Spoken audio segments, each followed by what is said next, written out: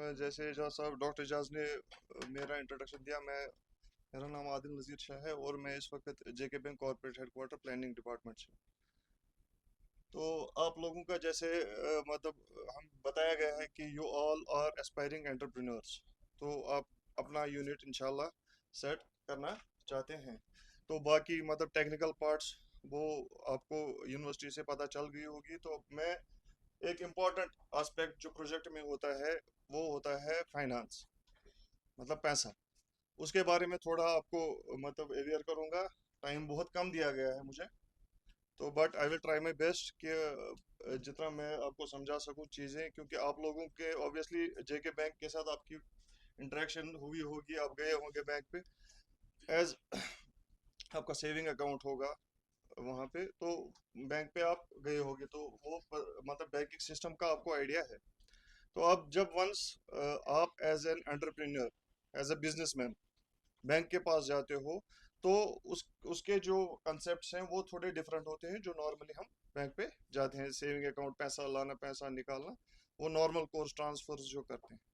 मगर जब as a businessman आप अब एक यूनिट सेटअप करना चाहते हैं, तो उसके लिए हमारे पास कुछ कंसेप्ट्स हैं जो मैं आपको समझाने की कोशिश करूंगा। पहली जो चीज़ है वो होती है, जो भी कोई भी यूनिट सेटअप करना है आपको, तो उसके लिए पैसा लगता है। This is simple. अब ये पैसा कहाँ से आता है?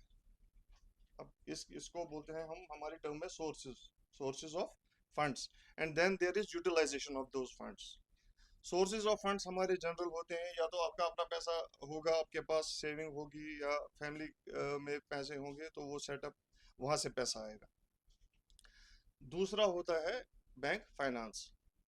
अगर आपके पास उतना पैसा नहीं है, फॉर एग्जांपल हम ले लेते हैं 1 करोड़ रुपए में आपका यूनिट सेटअप हो रहा है, तो सबके पास उतना पैसा नहीं रहता है तो वहाँ पे बैंक का रोल आ जाता है वहाँ। अब ये हो गए हमारे सोर्सेज।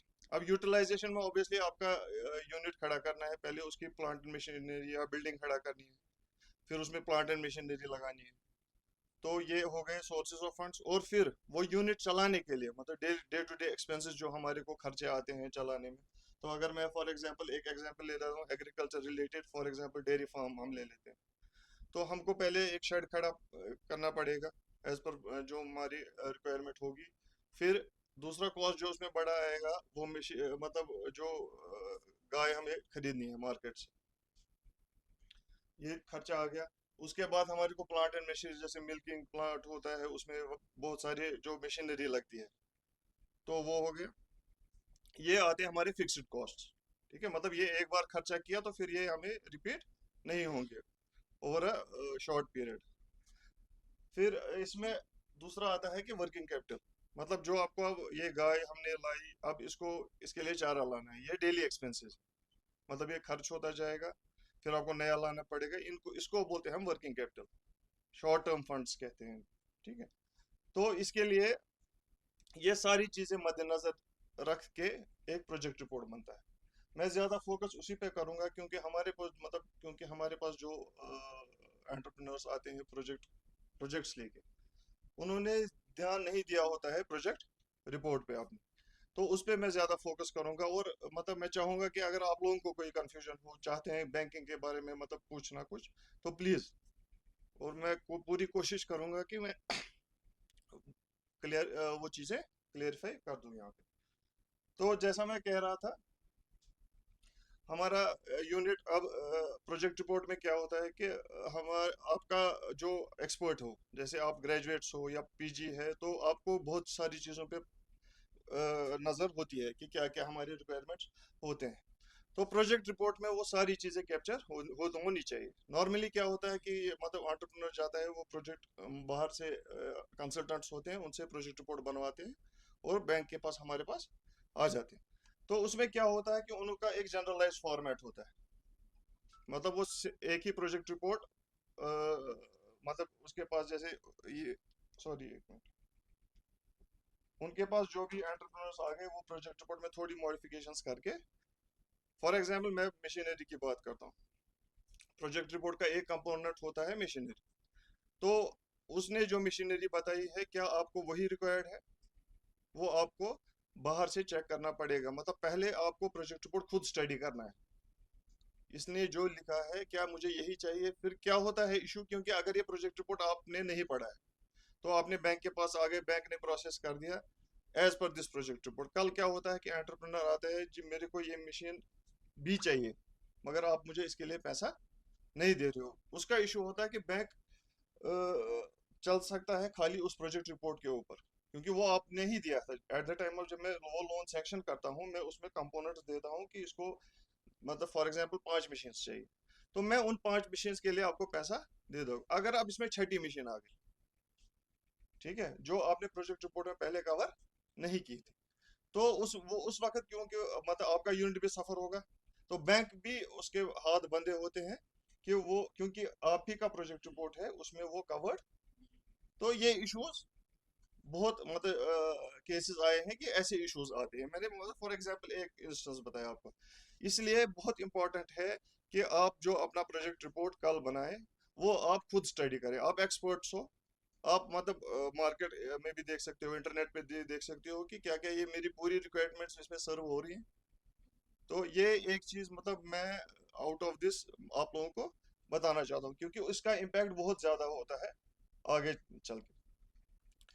तो अब हम इस पे जो हमारा इस वक्त टॉपिक है कंट्रीब्यूशन ऑफ जेके बैंक दिया गया है मुझे, तो इस पे मैं आपको मतलब थोड़ा ही, क्योंकि टाइम बहुत कम है, तो मैं ज़्यादा फोकस आपको करूंगा कि जो हमारी गवर्नमेंट की स्कीम्स हैं, इसमें गवर्नमेंट भी इस वक्त बहुत बढ़ चढ़ के हिस्सा ले रहा है और वो एनकरेज कर रहा है एंटरप्रेन्योर्स को वो आगे आए और अपना यूनिट सेटअप करे। जो मैंने आपको बोला कि सोर्सेज ऑफ फंड्स, ये और एक सोर्स बन जाता है फंड्स का जो गवर्नमेंट आपको सब्सिडी प्रोवाइड करती है। मतलब क्योंकि या तो आपको अपना पैसा लाना था या लोन, मतलब बैंक से लोन लेगा तो हम इंटरेस्ट पे देंगे, क्योंकि हमारा काम जो है वो इंटरेस्ट बेस्ड होता है। तो आपको मतलब ये नहीं एक्सपेक्ट करेंगे कि बैंक से मैं इनसे पैसा लूंगा और ये मुझे रिटर्न में कुछ नहीं लेंगे। तो इसके लिए इन इस इशू को रिजॉल्व करने के लिए गवर्नमेंट भी आगे आया है और वो डिफरेंट स्कीम्स के तहत आपको बहुत सब्सिडी वगैरह देता है। सब्सिडी होता है मतलब जैसे आपका 1 करोड़ का खर्चा है, आप 10 लाख रुपए से फॉर एग्जांपल आप अपने सोर्स से, मार्जिन उसको बोलते हैं, क्योंकि कंट्रीब्यूशन जो बेनिफिशियरी है उसका कंट्रीब्यूशन भी प्रोजेक्ट में होना चाहिए। मतलब फॉर एग्जांपल 1 करोड़ में से हम लेंगे 10% का इसका मार्जिन रहता है, तो 10 लाख आपको अपने सोर्सेज से निकालने पड़ेंगे और 90 नॉर्मली आप बैंक से लेंगे। तो 90 लाख का अगर इंटरेस्ट बर्डन होगा वो बहुत ज्यादा होगा। अब अगर हम मतलब अप्रोक्सीमेट ले लेंगे 10% इंटरेस्ट रेट पे, तो अप्रोक्सीमेट वो 9 लाख के करीब आएगा साल का खर्चा, मतलब जो आपको एडिशनल पे करना पड़ेगा। ये सिंपल मैथमेटिक्स, मतलब इसमें कोई ये नहीं। तो अब इसको इस मसले को हल करने के लिए गवर्नमेंट सब्सिडी देता है। वो क्या देता है, इन इन 90 लाख जो आपको निकालने हैं उसमें से वो 40 लैक्स 30 लैक्स से 40 लैक्स किसी स्कीम के, आप जिस स्कीम में अप्लाई करोगे तो वो आपको 40 लैक्स दे देता है। तो इससे क्या होता है कि बैंक का जो आपको पे बार है लोन का, वो बाय दैट अमाउंट कम हो जाता है। से 40 लैक्स आ गया तो नाउ आपका बैंक का लोन का रिक्वायरमेंट खाली 50 लैक्स ही रहेगा। ठीक है, तो सब्सिडी का काम यहाँ पे आता है। और इसमें और एक कंसेप्ट है इंटरेस्ट सबवेंशन। मैं आपको लोगों को कंफ्यूज नहीं करना चाहता हूँ, मतलब मगर मैं ये चीज़ें आपको ज़रूरी बताना चाहता हूँ, क्योंकि कल आप जाओगे आप लोगों को ये चीज़ें पता होनी चाहिए। ठीक है, सबवेंशन में एक मैंने बताया कि बैंक आपको लमसम देता है, इसको हम सब्सिडी कहते हैं। सबवेंशन हो गया जैसे बैंक सबवेंशन इंटरेस्ट में आता है। इंटरेस्ट जब बैंक आपको for example 10% rate of interest पे कोई लोन दे रहा है, सबवेंशन हो गया वहां पे आपको जो गवर्नमेंट है उस वो आपको लमसम अमाउंट नहीं देती है, वो आपको इस इंटरेस्ट पे जैसे 10% है इसमें से 3% गवर्नमेंट बेयर करती है। So that is called interest subvention. तो ये दो चीजें हैं, सब्सिडी और सबवेंशन। अब मैं यहाँ पे आ रहा हूँ कि कंट्रीब्यूशन ऑफ जे के बैंक। तो यहाँ पे अगर हमारे पास ये जल्दी जल्दी मैं आपको बताऊंगा कि हमारे जो हमारे पास बैंक्स के पास एनुअल क्रेडिट प्लान गवर्नमेंट देती है, जो जैसे यूटी ऑफ जे एंड के, ये हर इनका अपना एनुअल क्रेडिट प्लान होता है। उसमें इनको इनने डिसाइड किया होता है कि हमें कितना पैसा यहाँ पे क्रेडिट के थ्रू सर्कुलेट होना चाहिए। तो ये यूटी का क्रेडिट प्लान है, जो क्रेडिट प्लान इस साल का है 24-25। जैसे फॉर एग्जांपल मैं आपको यहाँ पे बताता हूँ, जेके बैंक का एसीपी टारगेट होता है, एनुअल क्रेडिट प्लान। तो इसमें नंबर ऑफ अकाउंट्स वाइज भी टारगेट होता है और अमाउंट वाइज भी हमारे बैंक्स को टारगेट दिया जाता है। तो इसमें जो बैंक का अचीवमेंट है, ये Q1 का, ये हाफ ईयर मतलब सितंबर 30/9, ठीक है। ये हमारे बैंक की टर्म्स होती है। Q1 हो गए 3 महीने जो मतलब खत्म होते हैं जून में 30/6 को, पहला क्वार्टर, और हाफ ईयर हो गया 30/9। तो इसमें आउट ऑफ दिस अगर आप देख सकते हैं, इसमें अगर आप देख सकते हैं, out of 8,40,000 bank JK bank has already covered 6 lakh, इसको क्या हो रहा है, 6,02,000 में, मतलब इसमें 41% हमने ऑलरेडी अचीवमेंट कर लिए हाफ ईयर में। ये ईयर का टारगेट होता है। सिमिलरली अमाउंट वाइज हमने 86% इसमें कवर कर लिया। तो ये जस्ट मैं आपको बता रहा हूँ कि अब आप कंपैरेटिवली बाकी बैंक्स देखें, क्योंकि जेके बैंक की प्रेजेंस यहाँ पे बहुत ज्यादा है और प्रीमियर इंस्टीट्यूट है, तो हमें इस चीज का अच्छे से एहसास है कि हमें मतलब we should be the forerunners in credit dispensation in the UT. अगर आप परसेंटेज वाइज देखेंगे, डिसबर्समेंट जो हम पैसा दे रहे हैं लोगों को, पूरा जो यूटी का है, इसमें परसेंटेज का कुछ इशू हो गया, दिस इज अराउंड 60%। तो बाकियों का है, बाकी सब बैंक्स का मिला के it is 40%। I am sorry, मुझे लगता है इस फिगर्स में कोई इशू आ गया है।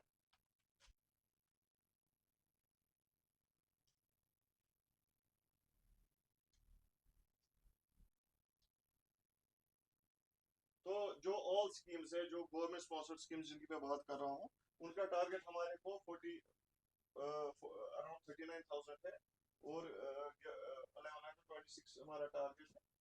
तो उसमें से हमने ऑलरेडी 14,500 डिस्बर्स किए हैं, और अराउंड 700 इसमें डिस्बर्स हो गया। मतलब इसमें भी हमने हाफ ईयर में ही मोर देन 50% कवर कर लिया है।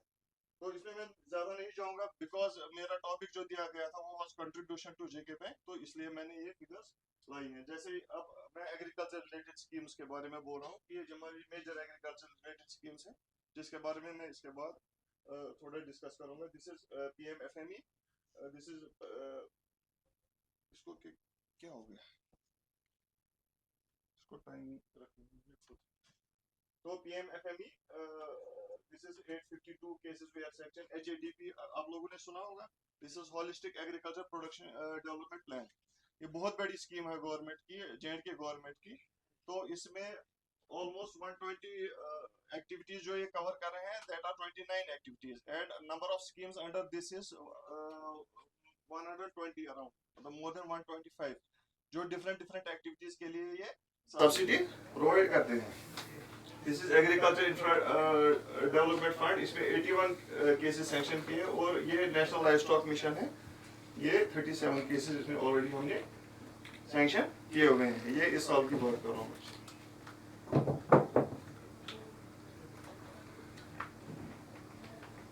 तो ये हमारा PMEGP जो prime minister employment generation program, against annual target of 5,432, we have already sponsored 15,000।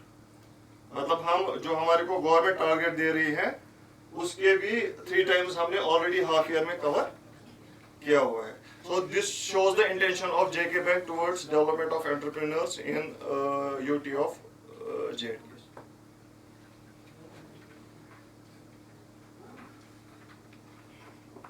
तो अब मैं मतलब जिस पे मैं बात करना चाहता हूँ, जो एग्रीकल्चर स्कीम्स जो मतलब जो आपको ज़्यादा रेलिवेंट है, जो आपको कल यूज़ होंगी इंशाल्लाह, जब आप अपने प्रोजेक्ट डालने जाएंगे, तो आपको कौन सा रेलिवेंट स्कीम जो आपको एप्लीकेबल होगी। ये अगर आप मतलब कम से कम स्कीम्स का नाम अगर लिख के रखेंगे आप, और मैंने लिखा भी है कि कहाँ पे आप मतलब if you want to apply for these schemes, वो कहाँ पे अप्लाई करना है, तो ये आपको थोड़ा काम आएगा। फिर आप मतलब ये तो आज सारा इंफॉर्मेशन नेट पे अवेलेबल होता है, मगर अगर खाली आप लिख के रखेंगे ये स्कीम्स, तो this will help you lot. ये मैं स्किप करता हूँ। ये जो एग्रीकल्चर रिलेटेड स्कीम्स हैं खाली, जिसमें आप एग्रीकल्चर जो प्रोजेक्ट्स हैं आपके, वो फाइनेंस करवा सकते हैं। तो ये है पहली जो PMFME, prime minister formalisation of micro processing enterprises. ये बेसिकली फूड प्रोसेसिंग एंटरप्राइजेस के लिए एप्लीकेबल है। जैसे कोई आप एग्रीकल्चर प्रोड्यूस है, वो प्रोसेस करके बेचना चाहते हैं, मतलब कोई मशीन पैकिंग करेंगे आप, या फॉर इंस्टेंस इसमें एक एग्जांपल ले लेते हैं हम, जैसे जो मिल्क होता है उसकी फिर चीजें बनाने, मेरे पास यही यूनिट है PMFME के अंडर। तो इसमें प्रोसेसिंग होता है, मतलब रॉ मटेरियल को आप मशीन में प्रोसेस करके आप और एक प्रोडक्ट बना सकते हैं जो आप मार्केट में बेच सकते हैं। तो ये उसके लिए है वो स्कीम, मतलब जो इंटरेस्टेड है इस प्रोडक्ट में, मतलब प्रोसेसिंग में, तो they can go for this. इसमें इंडिविजुअल एंटरप्रेन्योर्स सब इसमें एलिजिबल होते हैं, और FPO वगैरह। आप लोगों का FPO का कोई कंसेप्ट है? जी। तो क्योंकि गवर्नमेंट उस पर भी बहुत फोकस कर रही है, they want to encourage farmers to join FPOs, क्योंकि उसमें से उनको तो बेनिफिट बहुत मिलते हैं FPOs की वजह से। मतलब मार्केट में वो उनका जो कल वो कोई चीज़ बेचने के लिए जाते हैं, तो उनको रेट्स वगैरह उससे अच्छी मिलती हैं। तो वहाँ पे वो मशीन, जैसे कोई मशीन है, बड़ी मशीन है, महंगी मशीन है, एक फार्मर नहीं खरीद सकता है, तो वो कलेक्टिवली खरीद के वो यूज कर सकते हैं। इसमें वो मतलब ऐसे बेनिफिट्स हैं FPO जिसमें भी गवर्नमेंट बहुत फोकस कर रही है, तो वो भी एलिजिबल है। तो इसमें अगर एग्जिस्टिंग यूनिट है वो उसको भी इस स्कीम में सब्सिडी दी जा सकती है, या अगर कोई फ्रेश यूनिट डालना चाहता है उसमें भी सब्सिडी दी जाती है। इसमें कंसेप्ट आता है 1 डिस्ट्रिक्ट 1 प्रोडक्ट का। ये होता है कि गवर्नमेंट ने डिवाइस किए हैं, वो चाहते हैं कि हर कोई डिस्ट्रिक्ट स्पेशलाइज्ड प्रोडक्ट में माहिर बने, हर कोई डिस्ट्रिक्ट। ठीक है, तो अपने अपने डिस्ट्रिक्ट प्रोडक्ट्स दिए गए हैं सब डिस्ट्रिक्ट्स को, और ये चाहते हैं कि हर कोई डिस्ट्रिक्ट इसी प्रोडक्ट में स्पेशलाइज करे। तो ये है हमारे जो JNK में यूटी ऑफ JNK में जो प्रोडक्ट्स हैं ना ODOP के तहत, मतलब जैसे अनंतनाग में फिश बेस्ड प्रोडक्ट्स। ठीक है, तो ऐसे ही बांडीपोरा में ये भी आपको नेट पे अवेलेबल होगा। तो इन्होंने बेसिकली PMFME जो पहले स्कीम आई थी, ये खाली ODOP प्रोडक्ट्स पे ही दी थी, मगर फिर सब्सिक्वेंटली इसमें मॉडिफिकेशन आई। इन्होंने बोला कि अगर अदर देन ODOP प्रोडक्ट्स भी होंगे तो इसमें हम लोन दे देंगे, ये सब्सिडी दे देंगे। अब आता है सिक्योरिटी का मसला, जो आप लोगों ने सुना होगा कि बैंक और सिक्योरिटी, मतलब इसमें बहुत कंफ्यूजन्स रहते हैं कि सिक्योरिटी क्या मांगता है बैंक, मतलब गारंटी मांग रहा है, थर्ड पार्टी गारंटी मांग रहा है, मॉर्टगेज मांग रहा है। तो ये मैं उस पर थोड़ी बात करूंगा। बेसिकली होता है हमारे सिक्योरिटी जो बैंक की होती है 2 टाइप्स की होती है, one is primary, one is collateral. Primary means जिसके लिए भी बैंक फाइनेंस देता है वो उसके लिए वो इसके पास हाइपोथेकेट या मॉर्टगेज। आप सुनिए मॉर्टगेज, हाइपोथेकेज में नहीं जाऊंगा इस वक्त, क्योंकि अब उतना टाइम नहीं है मेरे पास आप लोगों को ये चीजें समझाने के लिए। मॉर्टगेज आप समझ लो, मतलब आम भाषा में हम मॉर्टगेज ही बोलते हैं उसको। तो पहला कंसेप्ट है, बैंक जिस चीज के लिए भी फाइनेंस देगा वो उसके पास मॉर्टगेज रहेगा। मतलब अगर मैं आपको मशीन के लिए दे रहा हूँ पैसा, तो ये मशीन या गिरवी जमाना, ठीक है, तो ये मेरे पास बंद रहेगी।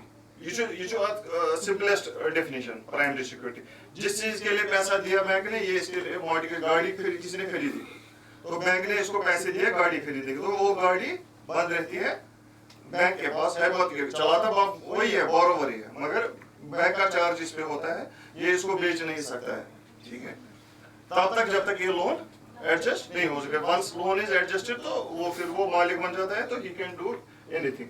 फिर आ गया collateral, this is other than primary security. मतलब जो मेरे पास प्राइमरी सिक्योरिटी है, इसके अलावा कौन सी सिक्योरिटी मैं लूंगा loan, that is collateral.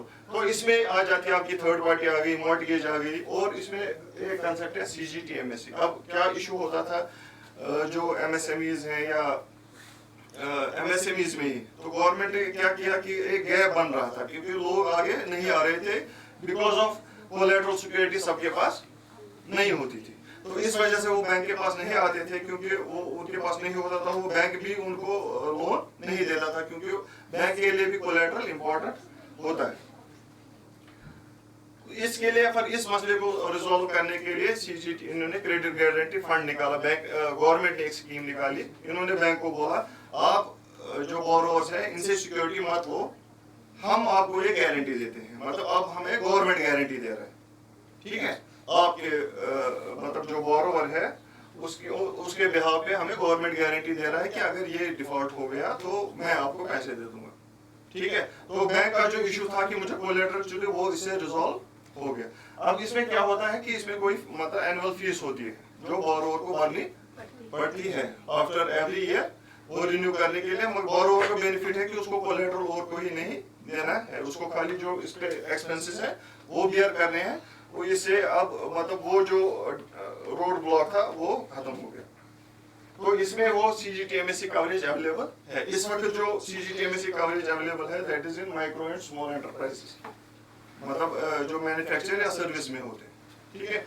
Agriculture पे ये एप्लीकेबल नहीं, ठीक है। अगर आप फॉर एग्जांपल आप देखिए मतलब कोई यूनिट होता है वो for example food processing unit, ये इसकी ड्यूअल क्लासिफिकेशन हम करते हैं, मतलब दिस इज अ माइक्रो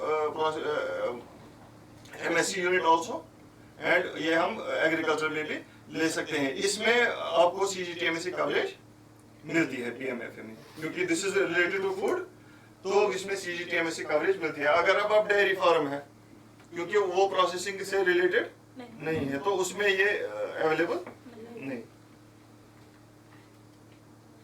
अब इसमें सिक्योरिटी क्या क्या रखी है, मतलब ये हमने अमाउंट के बेसिस पे रखा है 10 लाख तक, कोई कोलेटरल नहीं चाहिए, और फिर ऐसे ही एग्रीकल्चर बेस्ड जो होंगे वो 1.60 लाख तक कोई भी लोन मतलब सिक्योरिटी नहीं चाहिए। अब वो 6 लाख हम थर्ड पार्टी गारंटी लेते हैं, मगर अप टू 10 लाख। ऐसे ही ये फिर सिक्योरिटीज अपनी अपनी इंडिविजुअल सिक्योरिटी अबाउट 10 लाख हमारा अलग रहता है।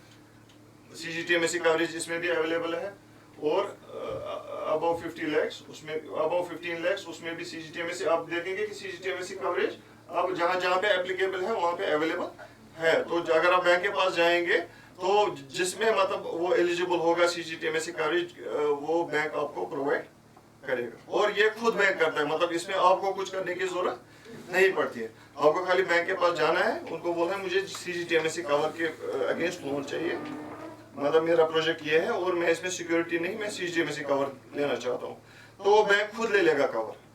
ऐसा आपको देना पड़ेगा at the end of the day, मगर आपको उसमें मतलब कोई ऑफिस या कोई फॉर्म्स वॉर्म्स कुछ नहीं करे, बैंक ऑफ देयर ओन करता है। बट इसमें एक चीज होती है कि आप मतलब ये जो एक्टिविटी है this should be eligible for CGTMSE coverage.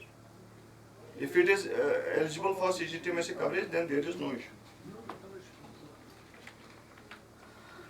इसमें जो सब्सिडी है वो that is 35% of the project cost, और मैक्सिमम 10 लाख, मतलब 30 लाख तक अगर आपका प्रोजेक्ट है तो उसमें आपको 10 लाख तक सब्सिडी मिल जाएगी। तो मतलब अब रह गए 20, फॉर एग्जांपल 30 लाख का प्रोजेक्ट है, 10 लाख सब्सिडी आ गई, 20 लाख रह गए।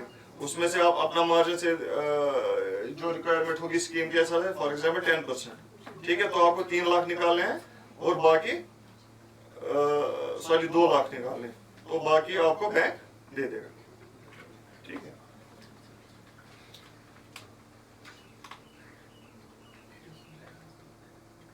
ये है इसकी वेबसाइट जहाँ पे आप इसमें अप्लाई कर सकते हैं। This is a government of India website pmfme.mofpi.gov.in। दूसरा जो है this is national live stock mission, again very good scheme, मगर इसमें अभी उतना ऑफ टेक नहीं हुआ है, और this is related to direct agriculture, ठीक है। ये है इसका स्पॉन्सरिंग जो डिपार्टमेंट है, ministry of fisheries animal husbandry and dairy, government of India है।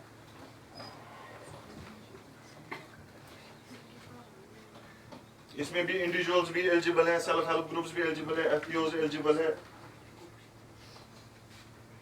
जो इसके मतलब मिशंस है, ये इनको कहते हैं अब मतलब अपने टर्म्स में सब मिशंस, जो इस नेशनल लाइफ स्टॉक मिशन के रिगार्डिंग ये इसके सब मिशंस है। तो इसमें जो क्रेडिट लिंकेज है, मतलब जिसमें आप लोन ले सकते हो, इनके बाकी भी मिशंस है जिसमें लोन की रिक्वायरमेंट नहीं पड़ती है, मतलब जैसे इनका है establishment of entrepreneurs for builder, और ये क्रेडिट लिंकेज है, ठीक है।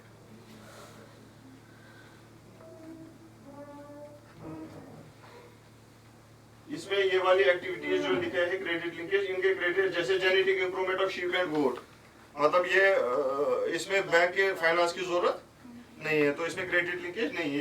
इसमें भी ये पैसा देते हैं, गवर्नमेंट डायरेक्टली बेनिफिशियरी को देती है, इसमें बैंक का कोई रोल नहीं है।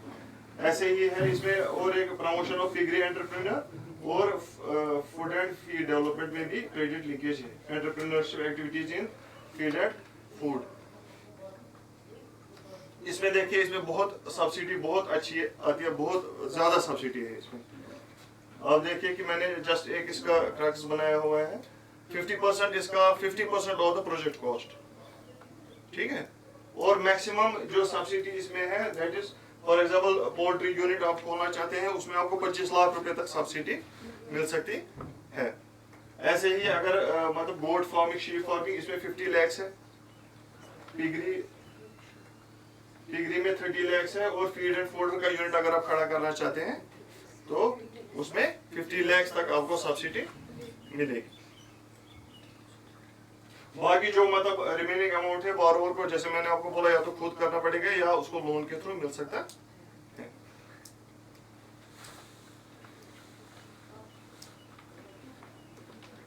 तीसरी स्कीम जो मुझे लगता है कहते हैं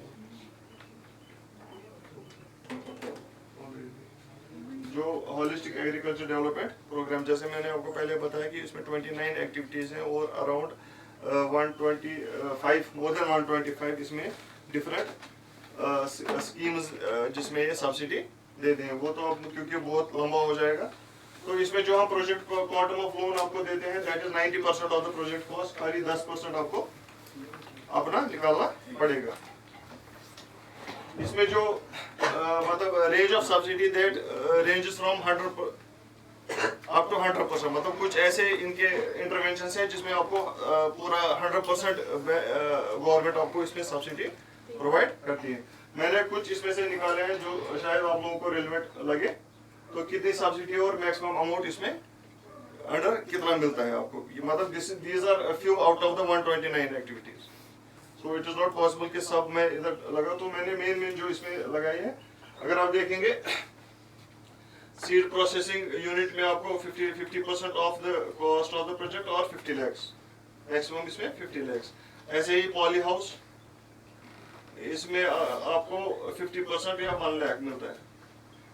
cold store 75% of the project cost, इसमें 37.50 लाख जो मैक्सिमम इसमें आपको सब्सिडी अवेल कर सकते हैं। ऐसे हाईटेक ग्रेडिंग लाइन है, पोर्टेबल ग्रेडिंग लाइन में 2.5 लाख तक है, हाईटेक ग्रेडिंग लाइन में 61.50 लाख, 50% ऑलमोस्ट सब में है, खाली रीफर वैन में है 75% ऑफ द प्रोजेक्ट कॉस्ट। अगर रीफर वैन आपको खरीदनी पड़ेगी कल को, तो रेफ्रिजरेटेड वैन होती है, मुझे आई थिंक आपको मेरे से ज़्यादा पता होगा इनके बारे में।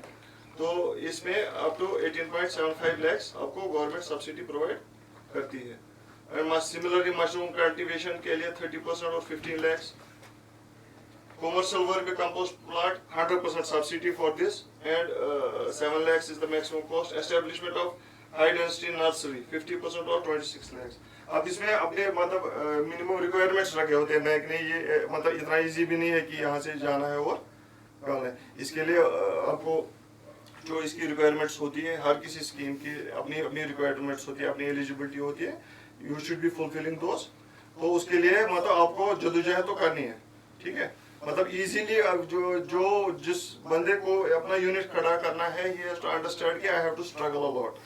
मतलब घर बैठ के कोई इजीली सामने नहीं आएगा, बहुत से चैलेंजेस आएंगे, but you have to be determined, face those challenges, और इंशाल्लाह फिर सक्सेस उसके आगे होगी।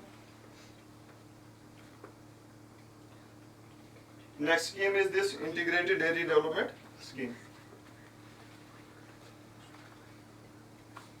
इसमें आपको जो लोन मिलेगा that is for establishment of dairy units, establishment of milk collection, chilling processing units, market infrastructure like milk ATMs, milk product transportation system और environmental management of dairy farms.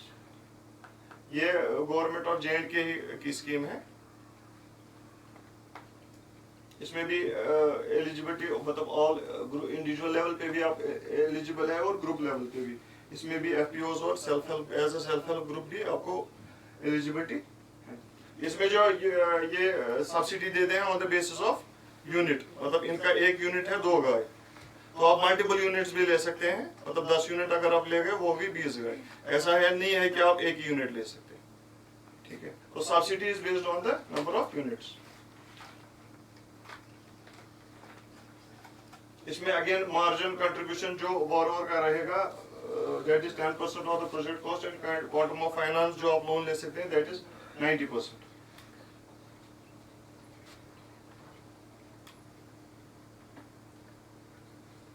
Again this is security part, क्योंकि जैसे मैंने बोला आपको कि agriculture में हमें CGTMSC coverage available नहीं होता है, तो इसमें इसलिए security in the shape of third party guarantee या मॉर्टगेज देना पड़ता है।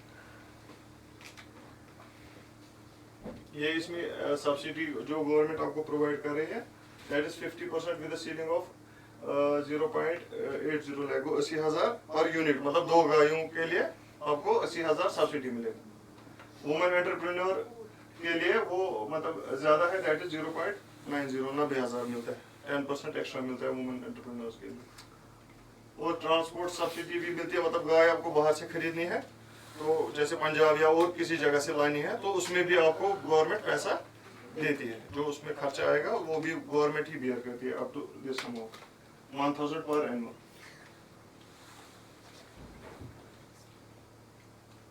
ये है जी बाकी जो इसमें एक्टिविटीज हैं, modular milk pasteurization packing unit this is 50% up to 15 lakh, bulk milk cooling unit it's 50% 5 lakh, automatic milk collection unit it's 50% 1.5 lakh, paneer making machine it's 50% maximum 3.5 lakhs। Milk ATM के लिए है it is 5 lakh। Refrigerated van इसमें भी आती हैं और ये वहाँ भी रेफ्रिजरेटेड वैन है मगर वहाँ सब्सिडी ज़्यादा है। Maximum ceiling of 4 lakh। Purchase of milk van that is 50% maximum ceiling of 2 lakhs। अगर आपको इसमें अप्लाई करना है IDDS तो जो आपके चीफ एनिमल हस्बेंड्री ऑफिसर होते हैं तो ये उनके थ्रू आपको अप्लाई करना पड़ेगा, फिर वो रूट बैंक को करते हैं और फिर बैंक आपको कम्युनिकेट करेगा रिगार्डिंग जो डॉक्यूमेंट्स आगे आपको प्रोसेस करने पड़ेंगे।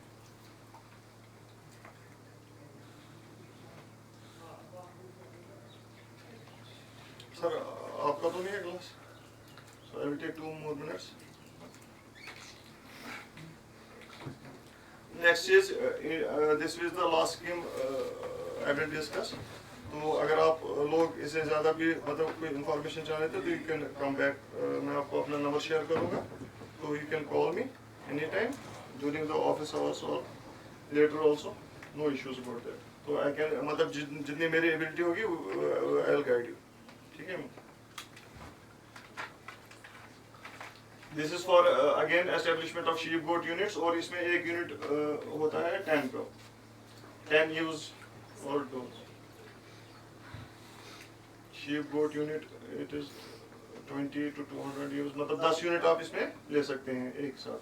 और शेयरिंग यूनिट्स इसमें क्या मतलब इसमें एक चीज है HATP में एक चीज इम्पोर्टेंट बोलना कि इसमें ये नहीं है कि आपने जनरली क्या होता है सब्सिडी में स्कीम्स में जो होती है जिसने एक बार सब्सिडी ले ली उसको दूसरी सब्सिडी में एलिजिबिलिटी नहीं मिलती है, मगर HATP स्कीम में गवर्नमेंट ने रखा है कि अगर इसे एक एक्टिविटी के लिए सब्सिडी ले ली अब ये दूसरी एक्टिविटी कर रहा है सेम नहीं, मतलब और किसी चीज के लिए सब्सिडी लेना चाहते हैं तो उसके लिए भी आपको उसमें eligibility that is in HATP।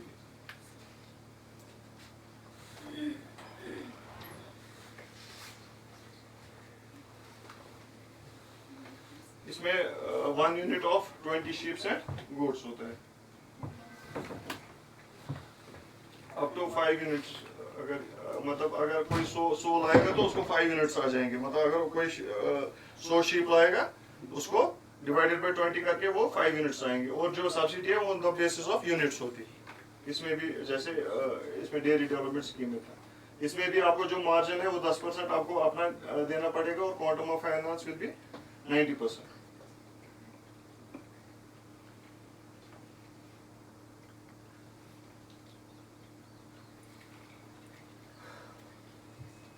ये इसमें जो सब्सिडी है that is 1 lakh 50% of the total eligibility ceiling with rupees of 1 lakh, मतलब जितना आपका कॉस्ट आएगा 20 शीप्स का या 1 लाख आपको मैक्सिमम मिलेगा इसमें।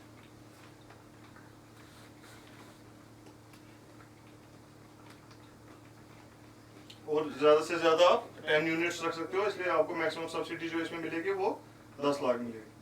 ट्रांसपोर्टेशन के लिए again 50% of the transportation cost और इंश्योरेंस जो इन शीप और गोट का होता है वो भी ये आपको सब्सिडी मिलेगी, उसमें भी 10,000 per unit. And this is last one is the sharing unit, इसमें आपको up to 50% up to maximum of 75,000 per unit आपको सब्सिडी मिलेगी।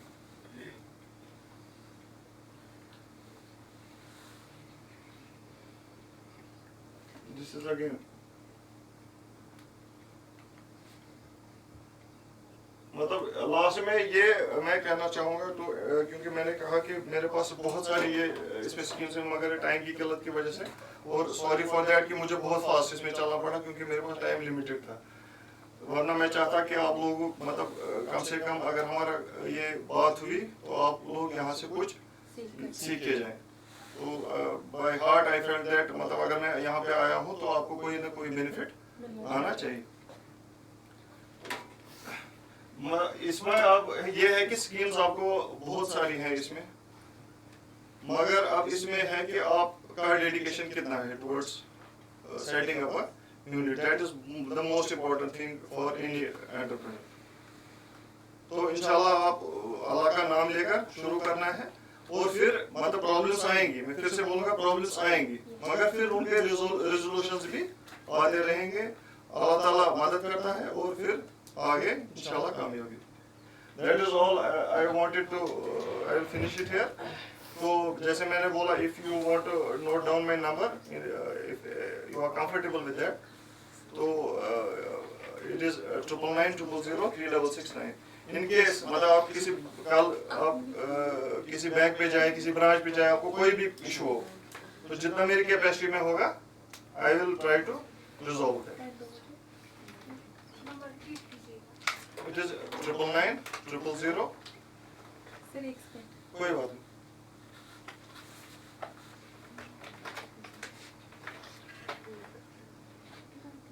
ट्रिपल 900 3669। मेरा नाम आदिल है और मैं इस वक्त कॉर्पोरेट हेडक्वार्टर्स में काम कर रहा हूँ। 3669 जी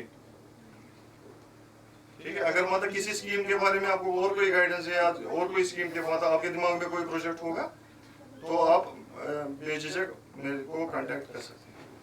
so sir thank you sir.